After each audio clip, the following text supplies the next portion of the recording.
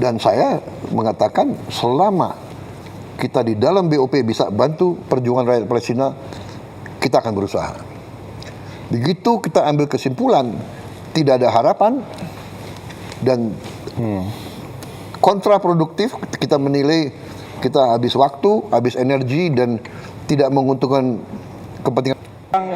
Bosman Mardigu yang belum kebagian. Saya mau menjawab itu dengan sangat gamblang. Oh, sangat gampang. Saya senang. Apa saja. Ya. Kalau boleh, saya ingin menyambung satu pertanyaan terkait tadi komunikasi. Tapi saya kira Pak Mardigu belum. Mardigu dulu ya. Pak Mardigu udah nahan. Siap. Udah nahan dari tadi. Soalnya ini orang baru ini. Sabar Pak. Puasa. Kayaknya tadi mengumpulkan semua pertanyaan-pertanyaan mau dirangkum jadi sebuah pertanyaan yang. Nggak apa-apa, silakan. Debat itu bagus, ya kan? Terima kasih Pak Presiden yang terhormat. Ini undangan pertama saya ke sini, mudah-mudahan bukan yang terakhir Pak. Jadi bagi saya blessing sekali ketemu Bapak. Saya bisa mengungkapkan banyak hal. Di sosial media saya sangat aktif sekali dan sangat banyak data yang saya perlukan dan data dari Bapak yang tentunya saya perlukan. Dan saya bertanya tentang geopolitik, di mana kapasitas saya lagi minatnya di sana. Bapak melaksanakan Mukadimah itu melakukan perdamaian dunia, karena salah satu di undang-undang kita di Mukadimah adalah menjalankan perdamaian dunia, dan Bapak sering mengajukan menjadi juru damai. Tapi kita tahu Pak, juru damai itu kita harus punya alat tekan Pak. Kita juga harus alat tawar atau apa istilahnya, bargain power atau deterrent power Pak, gitu ya. Nah, sewaktu Bapak join BOP, alat tekan kita apa Pak? Alat tawar kita apa Pak? Karena waktu itu belum perang. Israel dan Amerika belum perang. Sekarang sudah perang, Pak. Nah, yang saya tetap fokus, selama Bapak punya alat tawar, kita bisa menjadikan tool itu sebagai penekan untuk perdamaian. Tapi kalau tidak ada, Pak, apakah Bapak masih akan terus bertahan di BOP karena udah jadi board of war? Atau bagaimana, Pak? Baik, terima kasih. Jadi saya jelaskan ya. Saya jelaskan dalam konteks situasi sesudah 7 Oktober tahun 2023. 7 Oktober 2023. Terjadi serangan oleh Hamas ya. Oh, di malam yang dan pembalasan dari Israel yang luar biasa. Betul. Bisa dikatakan gila-gilaan itu, ya. 7 Oktober 2023 Bapak. Jadi 2024, 2025 terus dihabisin rata Gaza. 80% rata. 70.000 diperkirakan mati. Orang tua, perempuan, anak kecil tidak bersenjata. Apa yang kita bisa buat untuk hentikan itu? Kita coba dengan segala cara, ya. Akhirnya kita dengan berbagai cara kita negosiasi, kita kirim bantuan. Indonesia termasuk yang paling banyak kirim, termasuk ya, salah satu. Tapi yang lain negara-negara Arab yang kaya-kaya juga pasti kirim bantuan yang lebih banyak ya. Tapi kita kirim Hercules banyak sekali, 3 Hercules pasar. Kita kirim kapal rumah sakit 2. Nah di situ negara-negara Arab dan yang berurusan itu akhirnya kan sebagian dari mereka punya hubungan baik sama Presiden Trump Amerika. Mereka semua mendesak Amerika, tolonglah hentikan penghancuran Gaza ini. Dan saya di berbagai forum saya juga mengatakan bahwa di sini adalah the moral decline of the West. Ya, bahwa negara Barat, waktu itu Amerika sama Eropa jadi satu masih, selalu mengajarkan kepada kita HAM, Iya. Selalu mengajar kita demokrasi. Saya jarang dengar itu. LSM yang kritik pemboman di Gaza itu. Maaf ya, aku boleh sindir juga kan. Kalau yang menyangkut negara barat nggak mau, mereka terlalu banyak ya. Sekali lagi saya bukan anti barat loh, tapi I know what's happening, you know. Jadi akhirnya Presiden Trump itu tadinya dia punya cita-cita ingin menjadi presiden yang bawa perdamaian. Betul. Ada Abraham Accords. Tadinya. Iya, iya. Dia sangat mengharapkan dia bisa menyelesaikan masalah-masalah dan dia bisa dapat Nobel Peace Prize. Nah ini oleh rekan-rekan kita negara-negara Arab waktu itu dan Muslim bahwa kita ingin mendorong Presiden Trump untuk bisa neken Israel untuk hentikan. Karena kalau kita buka terbuka, kalau kita bisa terbuka, hanya Amerika yang bisa nahan Israel. Kemudian waktu di sidang umum PBB di bulan September tahun 2025 kalau tidak salah ya. Saya muncul karena UNGA. saya pembicara ketiga habis Lula, Brazil, Trump, saya. Di situ saya sangat tegas dan juga hari sebelumnya saya juga bicara di forum yang dipimpin oleh Prancis, Emmanuel Macron. Dan di situ negara-negara Barat banyak yang umumkan mengakui Palestina. Ini terobosan besar. Ya. Kalau tidak salah Prancis umumkan, ya kan? Inggris umumkan, banyak negara. Ini terobosan ini. Terobosan luar biasa. Karena semua mau neken supaya Israel hentikan itu.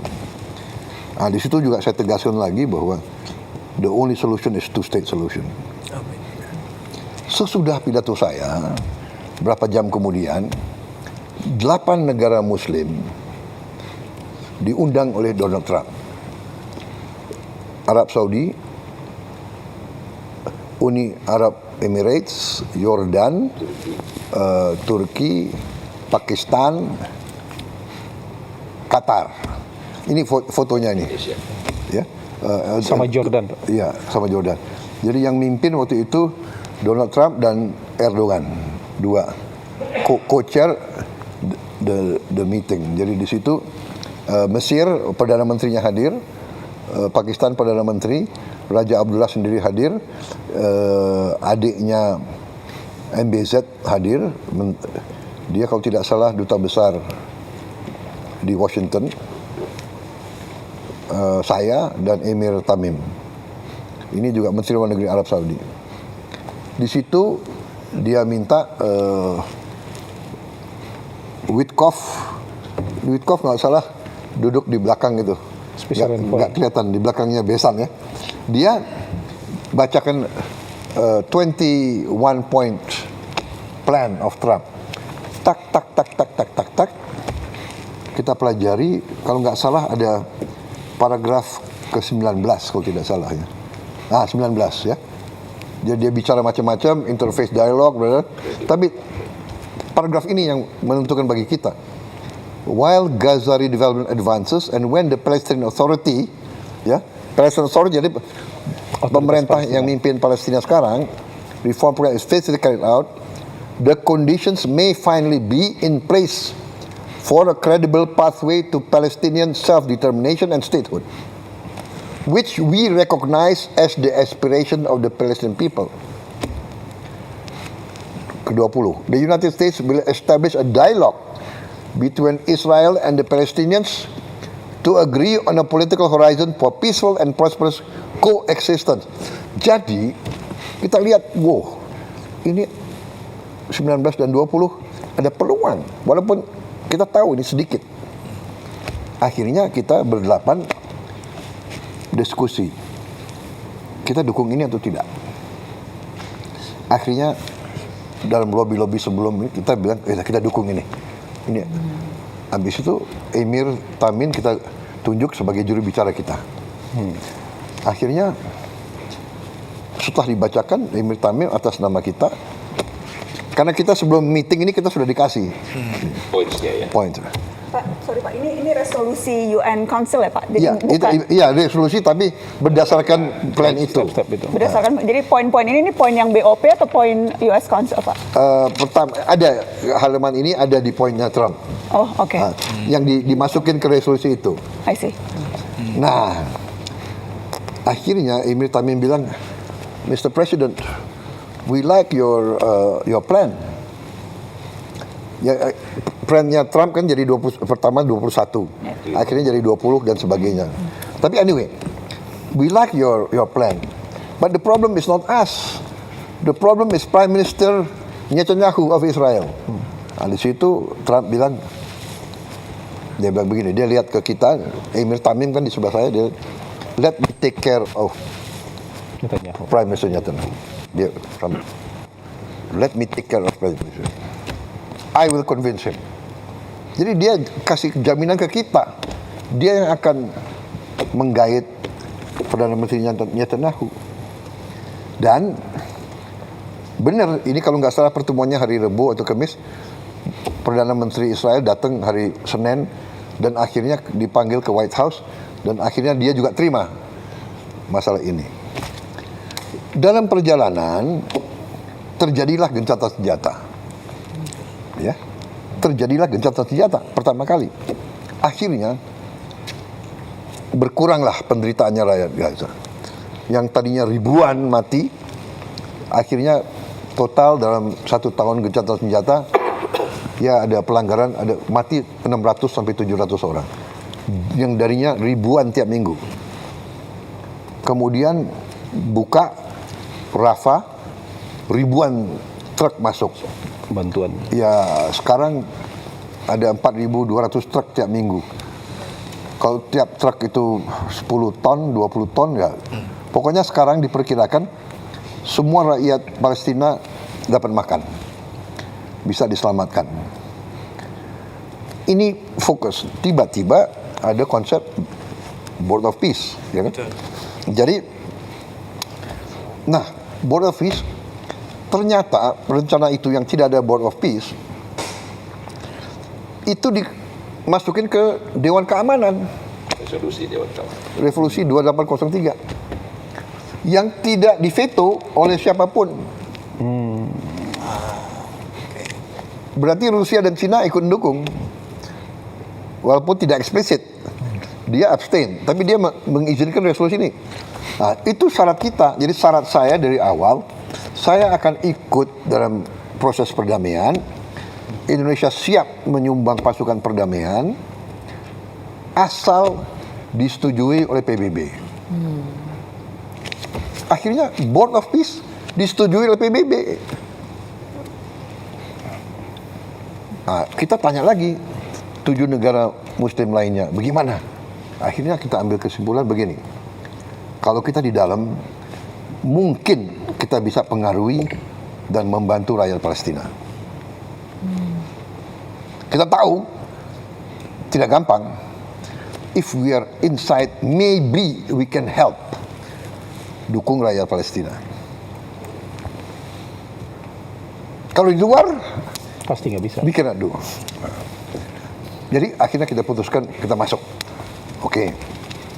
Kemudian itu statusnya dan saya ya, jadi saya setuju benar sama yang dikatakan Pak Mardigu, we must have leverage. Kita harus ada posisi tawar, kita harus saya tidak tahu kenapa Indonesia diajak, kita agak jauh. Tapi mungkin karena kita dianggap salah satu negara Muslim yang besar, ya. Turki besar, Pakistan besar. Walaupun kita jauh dari situ, kita diajak. Jadi ya saya menjalankan perjuangan bangsa Indonesia dari dulu. Kita selalu membela kemerdekaan Palestina. Dan itu mereka tahu. Dan saya selalu katakan dalam pembicaraan saya dengan tokoh-tokoh Barat, kita akan ikut. Dan kita siap kirim pasukan perdamaian. Asal saya bilang, semua pihak setuju keterlibatan Indonesia. Pertama, tokoh-tokoh Palestina. Kedua, semua negara yang terlibat. Mesir, Yordan, saya katakan tidak hanya Mesir, Yordan, dan bagi saya bilang Mesir, Yordan, saya juga minta didukung oleh Arab Saudi, Qatar, UAE. Itu mitra-mitra kita kan yang baik. Dan saya juga mengatakan de facto Hamas harus menerima kita. Itu saya sampaikan. Karena we want to be a peacekeeping force. Kemudian oleh mereka, kita yang ikut di Board of Peace itu dikasih kelonggaran. Namanya keterlibatan tiap negara diberi kesempatan sesuai dengan national caveats. Jadi keberatan-keberatan nasional boleh dihormati. Jadi kalau Board of Peace punya banyak kegiatan, negara X, kami mau ikut yang ini, kami nggak mau ikut yang ini. Itu boleh. Ikut serta dalam pasukan perdamaian juga begitu. National caveats. Kita tegas, kita tidak mau terlibat dalam aksi militer terhadap Hamas. Satu. Kedua, kita tidak mau terlibat dalam mengambil senjata di weaponization dari Hamas. Kita tidak mau ikut. Yang kita mau adalah menjaga rakyat sipil dari serangan manapun. Itu komitmen kita. Setelah terjadi perang begini, kita konsultasi, tapi de facto-nya adalah everything on hold. Ya, saya sudah umumkan. Menteri Luar Negeri sudah umumkan bahwa sekarang kita tangguhkan on hold. Kita tangguhkan semua sampai penjelasan lebih jelas. Ya, kalau memang tidak ada suasana damai, bagaimana kita terlibat? Ya, itu pertama. Tapi sekali lagi kita harus hitung benar apa yang bisa kita buat bantu rakyat Palestina. Karena kita memang sangat diharapkan. Rakyat Indonesia, bangsa Indonesia sangat diharapkan oleh orang Palestina. Bantuan kita, makanan kita, bantuan dari Basnas kita luar biasa, besar sekali. Kita siapkan Hercules, tapi barang-barangnya kan dari Basnas, dari rakyat Indonesia, itu besar sekali pengaruhnya. Jadi situasi itu, Pak Mardigu. Jadi kita lihat, tapi ya akhirnya sekarang kita harus bertindak dengan sangat hati-hati. Jadi di hold dulu Pak ya? Oh jelas, sudah saya umumkan udah dari minggu lalu. Jadi kalau pasukan perdamaian atau bantuan ya Pak? Karena kan Pembicaraan kayak ini ya Pak. makan kan tetap diperlukan Pak. Iya. Kalau enggak kelaparan lagi kan Iya. ya. Kalau bantuan Ya, yang kita hold adalah pasukannya. Ya. pasukannya. Tapi bantuan pangan, rekonstruksi kan Ya saya kira itu jalan harus terus. jalan ya. Oke. Ketika Bapak bilang akan ada indikator yang Bapak gunakan untuk memutuskan apakah masih bermanfaat atau tidak posisi kita di dalam BOP, Pak. Iya. Apakah perang yang dimulai oleh Israel dan Amerika ini tidak bisa jadi indikator untuk kemudian memutuskan ya memang Board of Peace tidak lagi sesuai namanya karena bahkan justru memulai peperangan. Apakah itu indikator yang tidak cukup kuat untuk membuat Bapak memilih Iya, keluar? itu salah satu indikator yang sangat kuat. Tapi sekali lagi kan kita masih sinkronisasi dengan beberapa mitra-mitra kita di situ. Kita akan nanti tanya pendapat Mesir, Yordan, Turki dan sebagainya. Ya. Ya, kalau saya boleh usul Pak, Ya. ini kan penting sekali, karena kan semua orang juga bertanya soal ini. It will be unwise kalau kita directly relate masalah bantuan rekonstruksi Palestina dengan dinamika terbaru, karena di BOP kan urusan rekonstruksi Gaza, dan kita berpartner dengan begitu banyak negara yang lain, termasuk yang juga mendapat masalah tanpa sengaja walaupun tidak mau terlibat perang seperti Qatar, Uni Arab. Jadi mereka kan juga harus kita dengar. Karena kita bersahabat kepada semua. Baik, kita break sebentar bisa? Baik.